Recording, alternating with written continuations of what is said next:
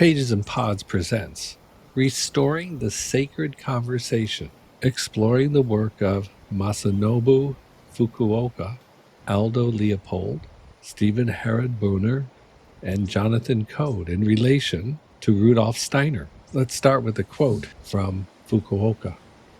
Alienated from nature, human existence becomes a void, the wellspring of life and spiritual growth gone utterly dry. Masanobu Fukuoka saw clearly what modern civilization had lost. In our rush towards industrialization, we abandoned the living earth. In place of deep connection, we built walls of commerce and technology, and a struggle over a tiny fragment of time and space. Yet, Fukuoka believed there is another way, a way of trust, a way of listening. By practicing Mu, the principle of non-action rooted in Buddhism, he found that nature could heal herself and heal us if we have the humility to let her. Rudolf Steiner, from another tradition, offered a similar vision. He taught, we are now living in the epoch when it is essential for men to be conscious that they must not merely rely upon what flows into them from cosmic powers, but must themselves cooperate in the process of world evolution.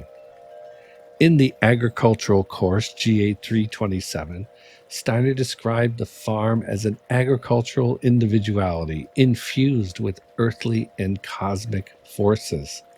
Not a machine to be manipulated, but a living being to be understood, loved, and harmonized. He said, we shall never acquire any real understanding of plant life unless we realize that everything on Earth is only a reflection of what takes place in the cosmos. The farm is not ours to command. It is ours to join. Aldo Leopold, too, heard the Earth's hidden music. In a Sand County Almanac, he wrote of natural time, measured not by clocks, but by the blooming of flowers, the rushing of streams, the wild, sorrowful howl of wolves. To Leopold, the farm and the wild field are one symphony, a living whole woven together by sound and season. Stephen Harrod Buhner reveals another layer of this living world. In The Lost Language of Plants, he shows that plants speak through chemical languages whispered in root and leaf, a conversation of warning, of invitation, and of care.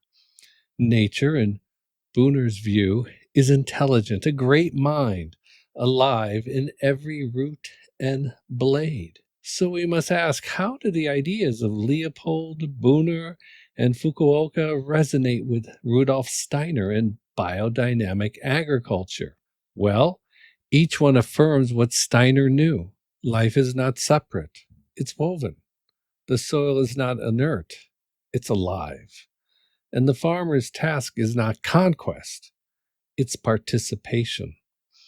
Biodynamic farming is not a technique, but a practice of reverence, a conscious engagement with Earth's hidden harmonies. Jonathon of the Royal Agricultural University reminds us in his book titled Muck and Mind that biodynamics is not merely application, it's spiritual alchemy, a mystery of transformation requiring not only the hand but the heart. For Jonathon, it is not enough to think about the preparations. One must inwardly feel their formative forces at work in the earth. To understand this alchemy, we must develop new organs of perception, a feeling for the delicate symphony beneath the appearances. It is the very method Goethe called delicate empiricism.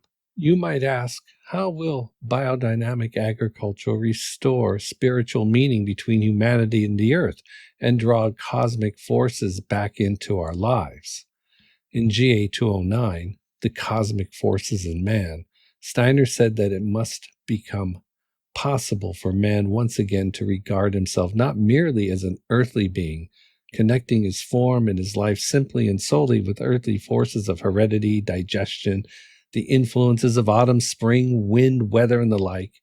He must learn to relate both his life and his form to the universe beyond the earth. He must find what lies beyond the earthly realm, and then he will discover his true being. He will find himself. By seeking our spiritual self, we can heal the rift that Fukuoka mourned, hear the music Leopold loved, speak the living language Buhner uncovered, distill the spiritual alchemy that code revealed, practice the tender seeing Goethe taught, and enter again into the sacred conversation with the earth. Through farming, through reverence, through quiet listening, we come home. Now take a relaxing breath. If you enjoyed this podcast, click like and subscribe.